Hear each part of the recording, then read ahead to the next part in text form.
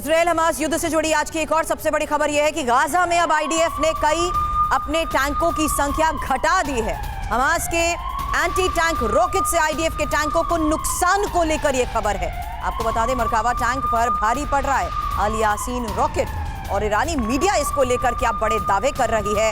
आंकड़ों के लिहाज से इंफॉर्मेशन आपके सामने होगी, क्योंकि ईरानी मीडिया जिस लिहाज से ये खबर सामने रख रही है, दावे तो ये कर रही है कि गाजा में तैनात आईडीएफ के टैंकों को लेकर ये दावा साफ तौर पर किया जा रहा है कि कैसे टैंकों की संख्या ही अब घटा दी गई है और इसकी वजह क्या है। एक बार फिर से सुन लीजिए, क्योंकि ईरानी मीडिया इस खबर में दावा ये कर रही है कि हमास के एंटी टैंक रॉकेट से आईडीएफ के टैंकों को नुकसान पहुंचा है और मरकवा टैंकों पर भारी पड़ रहा है अल यासीन रॉकेट।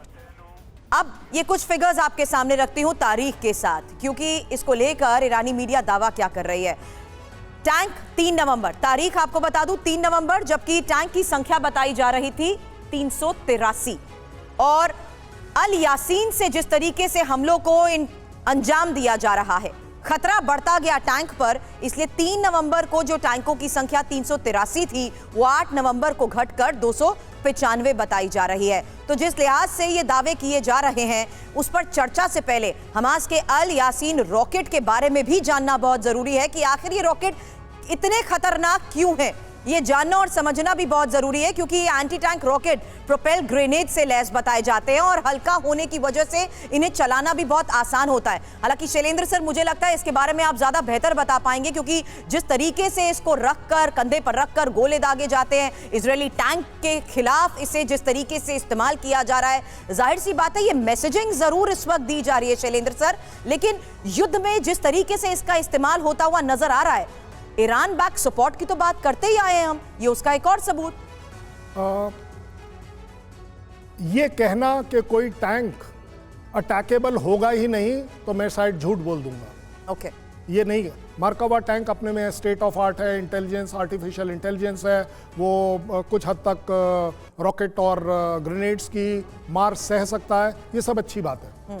लेकिन कमजोरी एक हर टैंक में होती है। जो ऊपर का टरट होता है जिसमें आपकी गन पूरे तरफ घूमती है और नीचे जो बॉडी होती है, अगर इसके ऊपर कुछ आके लगेगा तो वो रिएक्टिव आर्मर, कौन कौन से जो आर्मर हैं वो उसको बचा लेंगे। अगर उसके जो नीचे ट्रेल है, अगर उस पर लगना होगा तो वहाँ अपने स्कर्ट्स लगा रखी हैं, इसलिए बच जाएगा। लेकिन टरट और बॉडी के बीच की जो जगह है, that is the most vulnerable. और अगर कोई आरपीजी, कोई रॉकेट लॉन्चर से शोल्डर फायर्ड वाला अगर करता है और अगर किसी सेकंड के लिए वो उस जगह आकर लगेगा तो वो जरूर किल होगा, इसमें कोई डाउट नहीं होना चाहिए। अब आ गई बात, एक टैंक के ऊपर अगर ऐसा हो गया तो आपको क्या लग रहा है कि वो जो आर्मर्ड ब्रिगेड और आर्मर्ड डिव का जो जीओसी है वो अपने सारे टैंक छोड़ के वापस कर लेगा? देखिए, वॉर में मेरे लेवल पर भी, एक स्क्वाड्रन और एक कॉम्बैट ग्रुप के लेवल पर भी 1, 2, 3, 4, 5, 7 टैंक डिस्ट्रॉय होना डजंट मीन कि आपने मेरा गला काट दिया।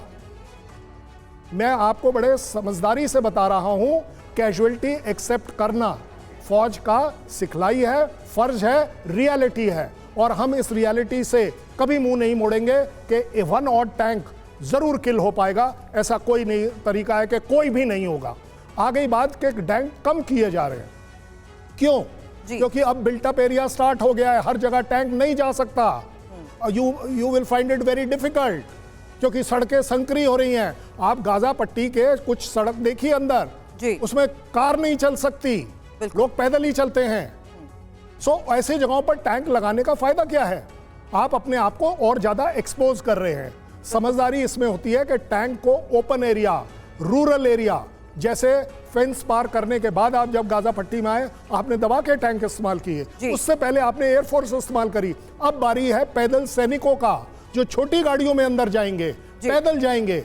इसलिए टैंक कम हो रहे हैं, ना कि इसलिए कि आपका एक टैंक गिर गया, मर गया तो आपके लिए पूरी की पूरी आर्मर डिवीजन मर गई। बिल्कुल सही कह रहे हैं सर आप, लेकिन दावे बहुत किए जा रहे हैं। उसी के तहत आज एक और सबसे बड़ी खबर आई, जहां हमास के हमले पर भी अब बड़े दावे हुए हैं। और इसके बाद में विपिन आपके पास आना चाहूंगी, क्योंकि जो दावे अब इस हमले को लेकर किए जा रहे हैं उसकी हकीकत जानना जरूरी है कि लंबी लड़ाई की तैयारी करके कैसे ये लड़ाके आए थे और लोगों को मारते हुए आगे बढ़ना चाहते थे। रिपोर्ट के जरिए ये बड़े खुलासे, ज्यादा से ज्यादा बंधक लेकर इन्हें लौटना था। अब इसी प्लानिंग को लेकर बड़ा खुलासा खुलासा आपके सामने, क्योंकि 7 अक्टूबर को हुए हमले की इजराइल में जिस तरीके से जांच चल रही है, जांच में अभी तक क्या क्या जानकारियां सामने आई हैं, उसी की इंफॉर्मेशन आपके सामने रखूंगी और उसके बाद विपिन के रुख करूंगी, जो लगातार फ्रंट लाइन के हालात को देखते हुए हमें यह जानकारी दे रहे हैं कि क्या हालात बने हुए हैं। और जिस तरीके से अभी इस रिपोर्ट में हमलों को लेकर दावा किया जा रहा है, उसमें पहला दावा है कि कैसे 30 जगहों पर बॉर्डर तोड़कर ये लड़ाके हमले को अंजाम देने के लिए अंदर घुसे। दूसरा खुलासा हुआ है 22 इजरायली गांव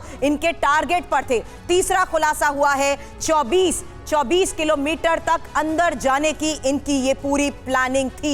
हालांकि जिस तरीके से अभी खुलासे हो रहे हैं, ये जानना और समझना जरूरी है कि इजराइल की तरफ से हो रही जांच को देखते हुए क्या बड़ी बातें इसमें सामने आ रही है। क्विक रिएक्शन विपिन मैं आपसे चाहूंगी, क्योंकि जाहिर सी बात है इजराइल इस हमले को लेकर सवालों के घेरे में भी आया और उसके बाद हो रही जांच के बाद भी बड़े सवाल उठ रहे हैं। आप तो उन इलाकों तक पहुंचे थे विपिन जहां पर फेंसिंग तोड़ते हुए इन हमलों के जरिए शामिल हुए हमास के लड़ाके।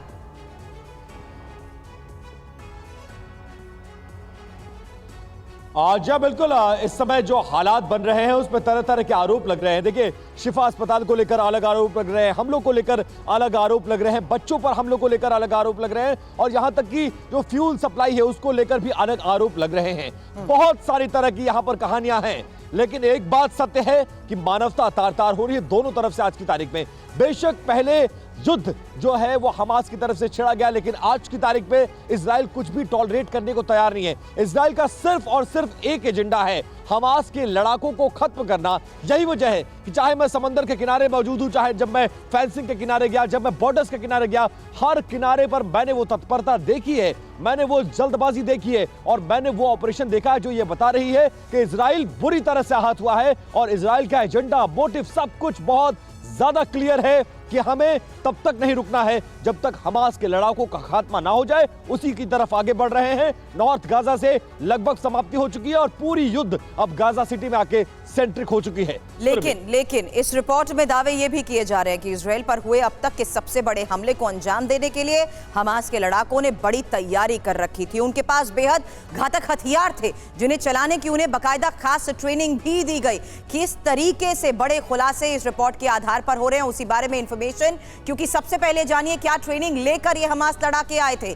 AK-47 राइफल को लेकर दावे किए जा रहे हैं, विदेशी ग्रेनेड लॉन्चर चलाने को लेकर दावे किए जा रहे हैं, हैंड गन फायरिंग, साथ ही बिल्डिंग में किस तरीके से ऑपरेशंस को अंजाम देना है उसको लेकर भी बाकायदा प्लानिंग के साथ साथ एग्जीक्यूट कैसे करना है उसकी ट्रेनिंग दी गई।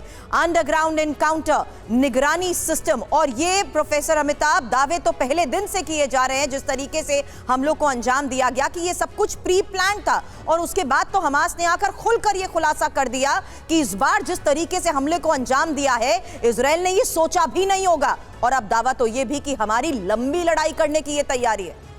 देखिए, हमास ने जो भी किया वो एक प्री प्लान तरीके से किया। 2007 से वो पूरी तरह गजा पट्टी के ऑक्यूपेशन में थे। इसके पहले भी उन्होंने 4 ऐसी छोटी छोटी लड़ाइयाँ की हैं जो इंतिफादा कहते हैं। उसके अलावा जो उनकी तैयारी थी उसको देख के सुरभि कभी भी ये नहीं लगता है कि इजरायली डिफेंस फोर्सेस को, इजराइल गवर्नमेंट को ये पता नहीं होगा, मोसाद को पता नहीं होगा, शिन बेत को पता नहीं होगा। ये ब्राज़ील में जाके साइनागोग पे अटैक करने वालों को के बारे में पता कर लेते हैं, अपने गजा पट्टी जो इनके कब्जे में है उनको पता नहीं कर पाए। तो देखिए, ये दोनों तरफ से प्लानिंग थी और किसकी प्लानिंग सक्सीड की है, क्योंकि मैंने आपके प्रोग्राम में पहले भी कहा है कि किस तरह से बिन्यामिन नेतन्याहू ने कहा कि जो कतर इनको सपोर्ट कर रहा है हम चाहते हैं वो करता रहे, एक समय आएगा जब हम उनको ख़त्म कर देंगे।